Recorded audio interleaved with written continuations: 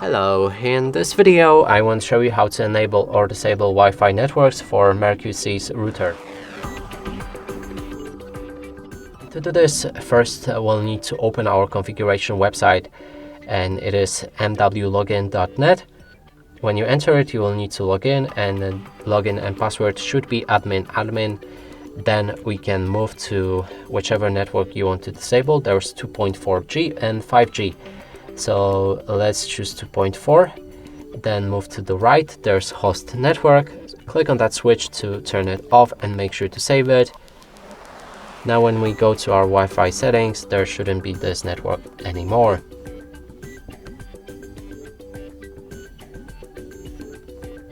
Nope, it's gone. And that's it for this video. Hope you like it. Please consider subscribing to our channel, leave a like and a comment below.